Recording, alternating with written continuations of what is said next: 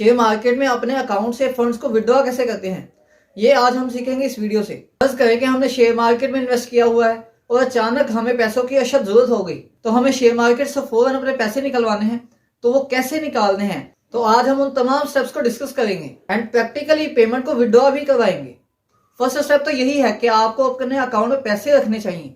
मतलब कि जो आपने विड्रॉ करवाना है कि आपके अकाउंट में पैसे मौजूद नहीं है, आपने तमाम पैसों के शेयर्स बाय किए हुए हैं, तो फर्स्ट ऑफ ऑल आपको शेयर्स को सेल करना पड़ेगा। सेल करके जो आपके अकाउंट में जितने पैसे आएंगे उसके अकॉर्डिंग आप अपनी जो अमाउंट विड्रॉवल रिक्वेस्ट है वो फॉरवर्ड कर सकेंगे। तो यहाँ पर ये एक बात क्लियर करता चलूं कि आपके अगर अकाउंट में पैसे मौजूद नहीं है, आपने शेयर्स को सेल आउट करना है, तो जिस डे पे आप शेयर्स को सेल आउट करेंगे आप उसी डे पे रिक्वेस्ट को फॉरवर्ड नहीं कर सकते। जिस तरह के आप जानते हैं कि ट्रेड सेटलमेंट शेयर मार्केट में जब शेयर्स को बाय सेल करते हैं वो ऑपरेट करती है, सेम इसी तरह जब आप किसी शेयर्स को सेल करते हैं सेम डे में आपके अकाउंट में पैसे मौजूद नहीं होते। आपके अकाउंट में आपको पैसे शो तो होते हैं कि आपके ब्रोकर अकाउंट में आपके पास पैसे मौजूद हैं शेयर्स को सेल करने के बाद, लेकिन एक्चुअल में वो पैसे आपके पास नहीं होते। क्यों? क्योंकि सेम डे में आफ्टर सेटलमेंट, जो कि मार्केट क्लोज होने के 2-3 घंटे बाद सेटलमेंट होती है ब्रोकर्स की, तमाम शेयर मार्केट की, उस सेटलमेंट के बाद आपका अकाउंट एग्जैक्ट होता है कि आपके अमाउंट कितनी है आपके पास, आपके अकाउंट में शेयर्स कितने हैं। अगर आप सेम डे पर पेमेंट रिक्वेस्ट को फॉरवर्ड कर भी देते हैं कि आपने शेयर्स को सेल आउट करके पेमेंट जो निकली है आपके पास उसको आपने विड्रॉ करवाना है, या तो आपकी जो पेमेंट रिक्वेस्ट है वो कैंसिल हो जाएगी, या दूसरी साइड पे जो आपकी पेमेंट रिक्वेस्ट है वो पेंडिंग में चली जाएगी। और आफ्टर सेटलमेंट के शेयर मार्केट क्लोज होने के बाद जो सेटलमेंट होगी, उस सेटलमेंट के बाद नेक्स्ट डे में आपकी जो पेमेंट रिक्वेस्ट है वो एक्टिव होगी एंड इन प्रोसेस आ जाएगी। ये रिक्वेस्ट कैंसिल होना या पेंडिंग में जाना ये ब्रोकर टू ब्रोकर वेरी करती है, क्योंकि हर ब्रोकर का काम करने का तरीका डिफरेंट है। एंड दूसरी मोस्ट इंपोर्टेंट थिंग कि आपके अकाउंट में आपकी जो रिक्वायरमेंट है वो कितनी है। फर्स्ट करें कि आपके अकाउंट में 30,000 रुपए हो, आप 30 के 30,000 विड्रॉ करवाना चाहते हैं, लेकिन ये पॉसिबल ही नहीं है कि आपके पूरे 30,000 विड्रॉ हों। क्यों? क्योंकि हर ब्रोकर की रिक्वायरमेंट के अकॉर्डिंग उसका जो अकाउंट है उसमें मिनिमम जो पैसे हैं ब्रोकर की रिक्वायरमेंट के अकॉर्डिंग वो होने चाहिए। फर्ज कर लें कि आपका अकाउंट आरिफ हबीब के साथ है और आपके पास 30,000 रुपए हैं, तो आपकी विड्रॉवल अमाउंट होगी 25,000 ना कि 30,000। क्यों? क्योंकि 5,000 कम से कम आपके अकाउंट में एट अ टाइम मौजूद होना चाहिए। ये रिक्वायरमेंट है आरिफ हबीब वालों की। इसी तरह अगर 30,000 आपका बीएमए में होता है तो बीएमए की तरफ से आप तकरीबन 28,000 विड्रॉ करवा सकते हैं, तो उनकी रिक्वायरमेंट के 1,000 से 2,000 तक आपके अकाउंट में मौजूद होना चाहिए। सेम इसी तरह आपका कोई और भी ब्रोकर्स होंगे, उनकी रिक्वायरमेंट डिफरेंट होंगी और उसके अकॉर्डिंग ही आपको ऑपरेट करना पड़ेगा, आपको चलना पड़ेगा। एंड कुछ ब्रोकर्स ऐसे भी हैं कि आप फुली पेमेंट विड्रॉ भी करवा सकते हैं, लेकिन जिनकी रिक्वायरमेंट्स होती हैं आप उन ब्रोकर्स के, अगर 30,000 आरिफ हबीब का है आप 25,000 निकलवा सकते हैं, आप उसको 30,000 की रिक्वेस्ट नहीं फॉरवर्ड कर सकते। वैसे टेक्निकली देखा जाए आप रिक्वेस्ट फॉरवर्ड तो कर देंगे, लेकिन वो आपकी रिक्वेस्ट सेम डे या नेक्स्ट डे पर कैंसिल ही होगी। आपकी जो पेमेंट रिक्वेस्ट है, पेमेंट विड्रॉवल रिक्वेस्ट है, वो आगे प्रोसीड नहीं होगी।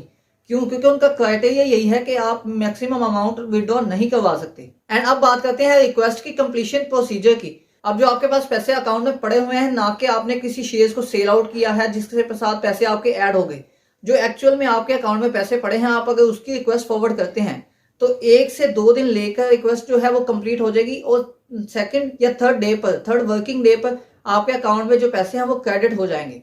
लेकिन सम टाइम इस तरह हो जाता है कि 2-3 दिन लेट ज्यादा भी हो जाता है, लेकिन आपकी जो पेमेंट है वो आपके अकाउंट में क्रेडिट हो जाती है। अगर आप सेम डे में शेयर्स को सेल आउट करके सेम डे में ही विड्रॉवल रिक्वेस्ट फॉरवर्ड कर देते हैं तो आपको मिनिमम 4 डेज लगेंगे, और अगर आपका ड्यूरेशन 4 to 5 वर्किंग डेज से ज्यादा हो जाता है तो समझ लें कि कोई ना कोई इशू है, तो आपको अपने ब्रोकर के साथ कांटेक्ट करना पड़ेगा और उस इशू को रिजोल्व करवाना पड़ेगा। तो चलिए मैं आपको प्रैक्टिकल करके दिखाता हूँ, 2 ब्रोकर्स के थ्रू अपने जो पेमेंट है उसको विड्रॉ करवा के दिखाता हूँ। तो चलिए वीडियो को स्टार्ट करते हैं।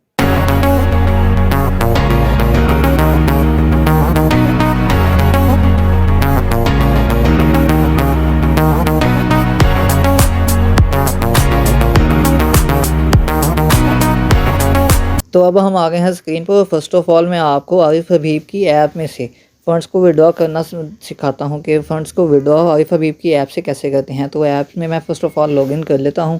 लॉगिन करने के बाद जो जिस तरह हर ऐप का डैशबोर्ड ओपन होता है, ये इंटरफेस ओपन होगा इस आरिफ हबीब लिमिटेड की ऐप का। ये है होम पर क्लिक, लेकिन मैं दूसरे सेकंड जो ऑप्शन है अकाउंट, इसको मैं हाईलाइट कर देता हूँ। ये अकाउंट में आना है आपने। तो आप ये देख रहे हैं कि मेरे अकाउंट में इस वक्त जो कैश हैं, जो शेयर्स वगैरह हैं, उनको निकाल के जो कैश है वो है 20,000। तो ये 20,000 जैसे कि मैंने आपको बताया, हर ब्रोकर का क्राइटेरिया डिफरेंट होता है। ये 20,000 मैं विड्रॉ नहीं करवा सकता, इसमें से मैं जस्ट करवा सकता हूँ 15,000। मतलब कि 5,000 मुझे मिनिमम अपने अकाउंट में रखने ही पड़ेंगे। बाकी जो अमाउंट होगी सिर्फ वही जो है वो विड्रॉ हो सकेगी।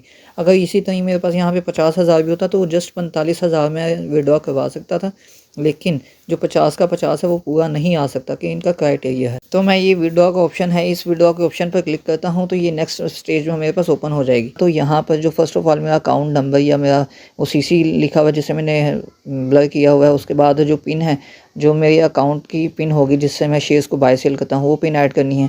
और यहाँ पर मेरी अवेलेबल अमाउंट या रिमेनिंग अमाउंट आ जाएगी कि मेरे पास अमाउंट कितनी है और जितनी मैं विड्रॉ करवाऊँगा उसके बाद कितनी मेरी अमाउंट बचेगी। तो वह डबल अमाउंट मैं यहाँ पर लिख लेता हूँ जी 15,000। और जो बाकी सेटिंग है आपने सेम एज इट इज़ ही रहने देनी है कि फंड्स ट्रांसफ़र पर ही क्लिक रहने देना है। और उसके बाद जो मतलब ब्रांच नेम, बैंक अकाउंट, ये आपका ऑटोमेटिक फिल होगा ब्रोकर के थ्रू। जो कमेंट्स, आप कमेंट्स को छोड़ भी सकते हैं, लेकिन फ़ंड्स ट्रांसफ़र यहाँ पर मैं लिख लेता हूँ। तो यहाँ पर फ़ंड्स ट्रांसफ़र लिख के आपने सेंड पर क्लिक कर देना है। तो आपके जो फ़ंड्स की डबल रिक्वेस्ट है वो फॉरवर्ड हो जाएगी और with in 2 to 3 working days आपके जो अमाउंट होगी वो आपके अकाउंट में क्रेडिट हो जाएगी। तो अब मैं आ गया हूँ BMA कैपिटल की ऐप पर, जिसके थ्रू हम फंड्स को ट्रांसफ़र करते हैं। तो ये BMA कैपिटल की जो ऐप है, इसमें ये 3 लाइंस आपको नजर आई हैं, इस पर क्लिक करना है आपने।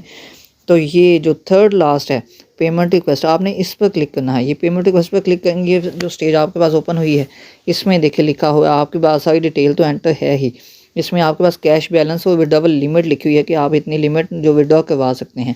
आगे आपने यहाँ पर अपनी अमाउंट लिख लेनी है कि आपने कितनी अमाउंट जो है विड्रॉ करवानी है, तो मैं जितनी भी अमाउंट विड्रॉ करवा सकूँ।